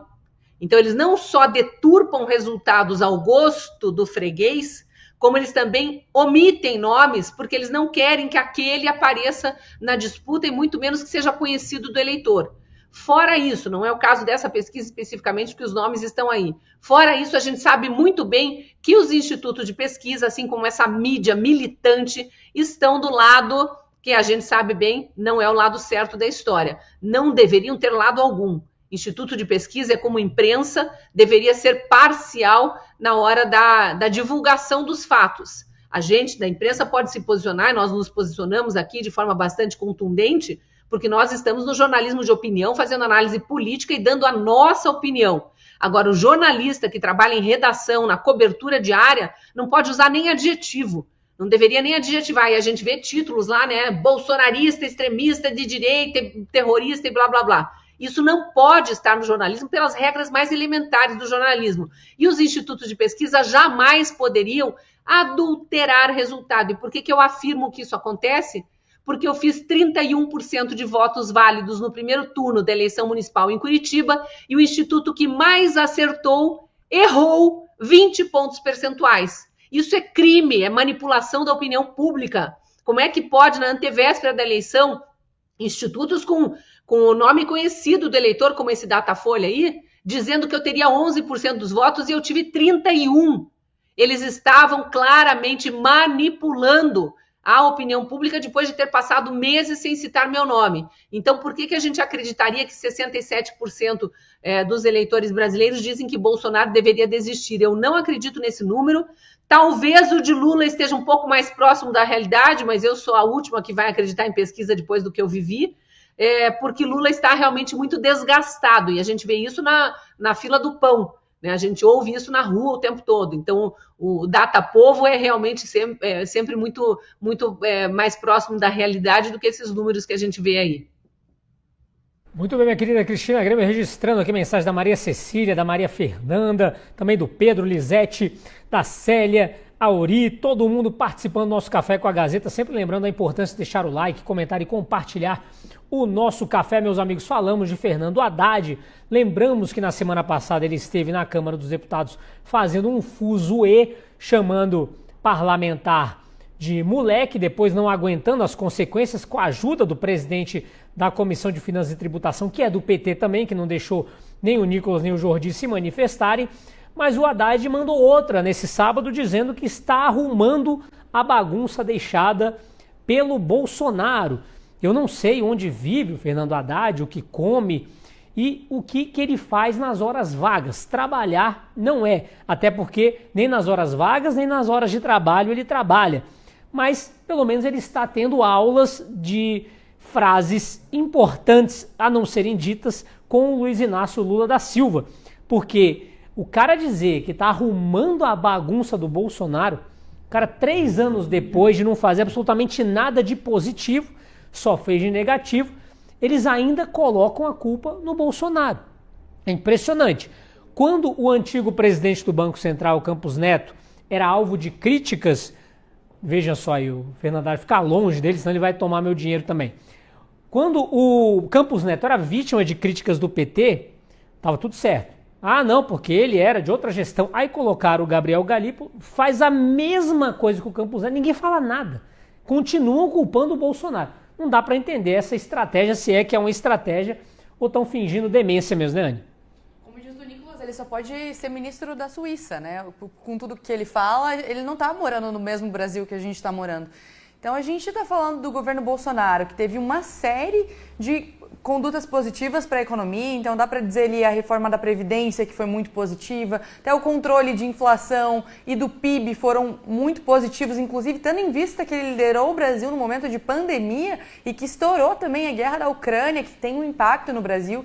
Mesmo assim, a economia foi mais positiva do que o esperado, sem contar alguns outros fatores, como redução de imposto na área de Combustíveis foi algo extremamente positivo. A própria sanção do PIX foi durante o governo Bolsonaro. Teve uma série de medidas econômicas positivas. É claro que o Brasil estava enfrentando um momento difícil, a pandemia não foi fácil para ninguém. Todo mundo aqui lembra as condições que a gente viveu, lugares tendo que ser fechados, uma série de empresas fechando a porta naquele momento. Ainda assim, os dados foram favoráveis. E aí a gente parte de novo, para falar sobre a postura econômica do Lula e do Haddad, liderada pelo Haddad, o ministro da Economia.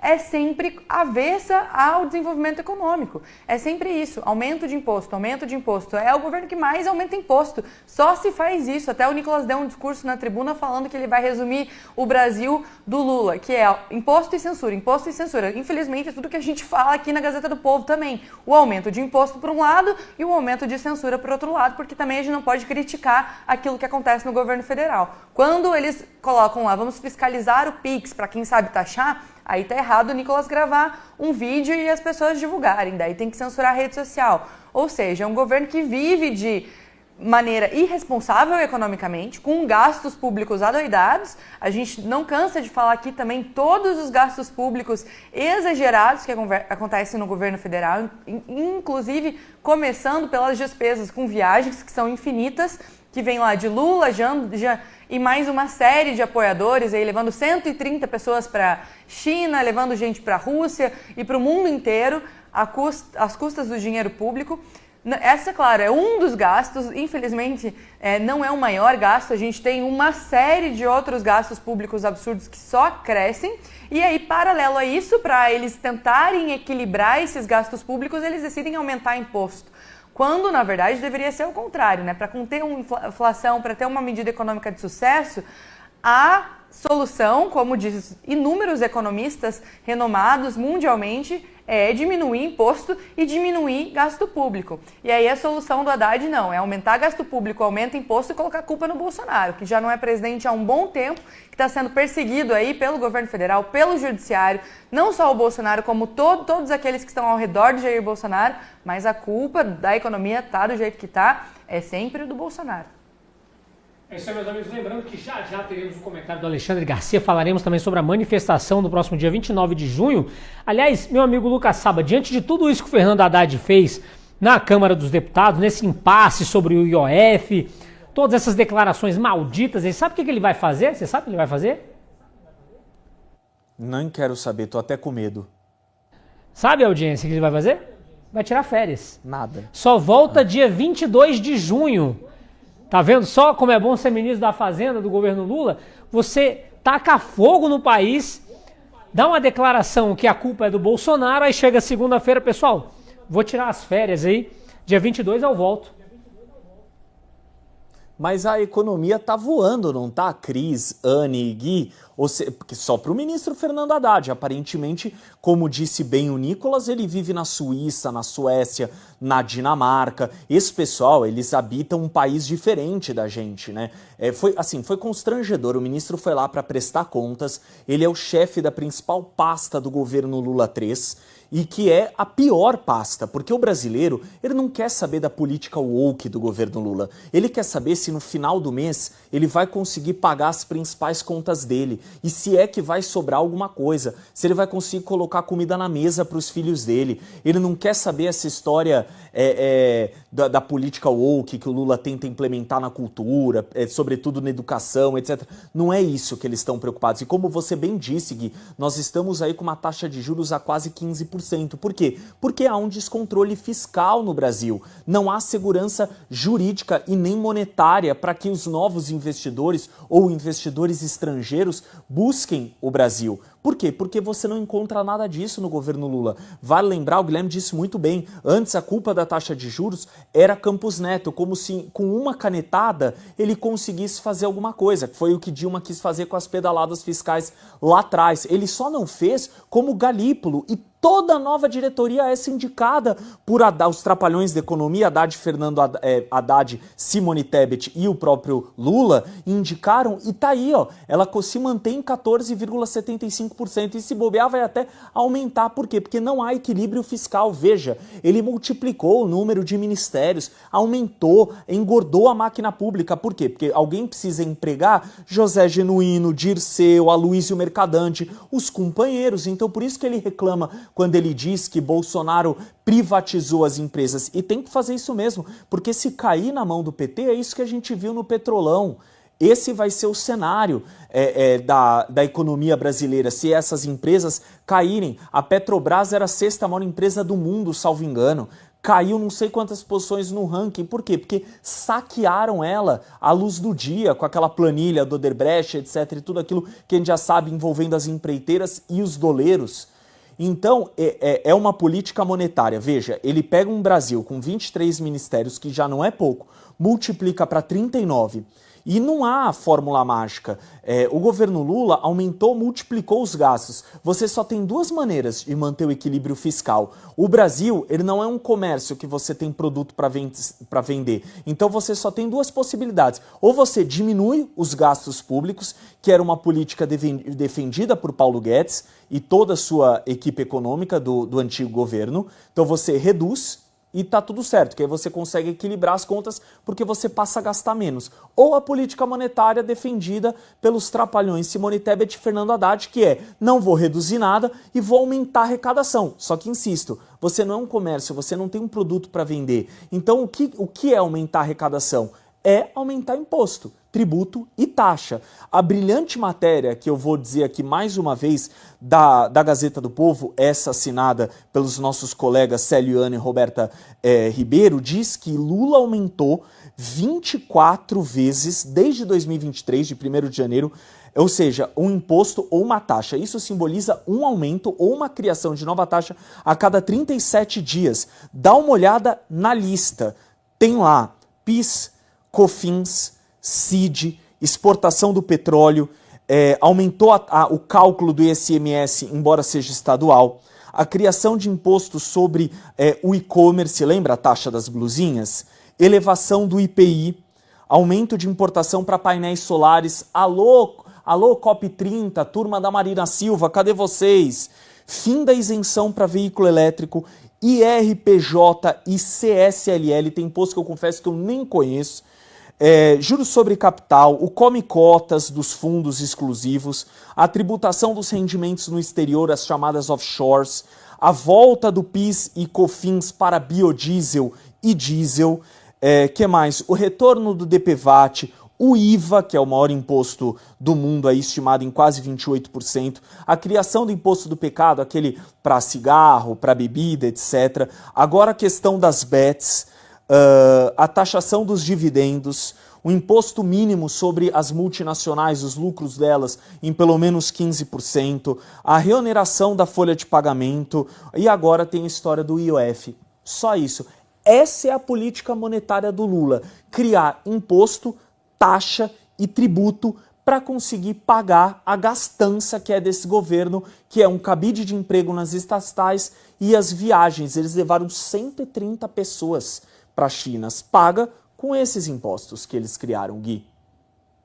Pois é, meu amigo Lucas Saba, interessante, essa história das férias é verdade, viu? As férias do Haddad estavam marcadas a partir do dia 11 de julho até dia 20 de julho, e ele antecipou para hoje, até o dia 22. Curiosamente, pessoal, hoje, segunda-feira, o dia que o Hugo Mota ia colocar, ou vai colocar, requerimento de urgência que derruba, né, o PDL que derruba o aumento do IOF, ou seja, parece que quem foge do debate, quem foge da discussão, não é quem vota no Bolsonaro ou quer o Bolsonaro presidente, é o petista Fernando Haddad mesmo, que correu depois que armou a confusão, né, Cris? Férias agora é bom demais, né? Larga o Brasil na pior situação possível, pessoal, vou descansar porque eu tô cansado de fazer besteira, basicamente isso, né, Cris? Sim, férias é bom demais, todo ser humano que trabalha merece férias, mas a gente não espera de alguém que está comandando a economia brasileira no momento de caos econômico que saia de férias e deixe o parquinho pegando fogo, né? Sendo que ele ateou o fogo. Então, realmente é muito estranha essa notícia aí das férias do ministro Fernando Haddad. Eu acho que ele está numa tentativa de bater seu próprio recorde, né? Quando a gente digita no Google, Bolsonaro nos lembrou disso na campanha de 22, na campanha de 18, aliás, quando o Haddad concorria à presidência, digita no Google pior prefeito da história de São Paulo para ver quem aparece. Eu acho que ele está tentando bater o próprio recorde e se tornar também o pior ministro da Fazenda. E olha que a disputa é grande com Guido Mantega, ministro da Fazenda, um dos ministros da Fazenda de Dilma, que foi, inclusive, companheiro do pessoal do Petrolão nas acusações lá de irregularidades no comando da Fazenda na época, né? Mas voltando ao Haddad, e até acho que vale uma observaçãozinha sobre o Hugo Mota. A gente tem criticado bastante o presidente da Câmara, Hugo Mota, mas finalmente ele lembrou que regime de urgência é para ser seguido. Quando há pedido de votação em regime de urgência, é para ser seguido, viu, Hugo Mota? Tem pedidos sobrados aí de regime de urgência para o PL da anistia e o senhor fingindo que não vê. Então, vote, sim, a urgência da anulação desse decreto do IOF, que foi absurdo mesmo, mas também vote, coloque em votação o PL da anistia. E se quiser defender Lula nesse PL, na hora que o senhor for votar, o senhor vota contra o PL da anistia, mas deixe os demais deputados se pronunciarem. Só para lembrar, né? É sempre bom lembrar do PL da anistia. Haddad passou vergonha naquela sessão ali da Comissão de Finanças da Câmara, ouviu o que não gostaria de ouvir de Nicolas Ferreira, de Marcel Van Hatten, de Carlos Jodi, de muitos deputados aí que foram lá e jogaram na cara, não só o apelido de taxade que ele recebeu de maneira muito apropriada pelo povo brasileiro, vocês já trouxeram todos os elementos aí para provar, mas também ouviu as comparações com o governo Bolsonaro. E eu trago alguns elementos aqui que nem foram ditos naquela comissão, acabou virando uma discussão tão grande ali que a sessão foi encerrada pelo petista que comandava a sessão, porque, coitadinho do ministro da Fazenda, não precisava ficar ali ouvindo as verdades, né? Melhor dispensar o ministro, já que os deputados que estavam ali colocando as verdades estavam falando em tom mais acalorado. Não era um tom de briga, era um tom de cobrança, mas Haddad preferiu partir para fake news, né, como eles gostam de dizer, e trouxe um monte de mentiras sobre o governo Bolsonaro. Então é bom lembrar, Bolsonaro e Paulo Guedes, né, baixou quase 4.000 impostos e taxas. Vamos lembrar de uma delas que Lula já fez questão de resgatar? DPVAT. O DPVAT tinha sido zerado no governo Bolsonaro. Vamos lembrar de outra, bem recente, o IOF, que a Dilma tinha aumentado de 0,38% para 6,38%.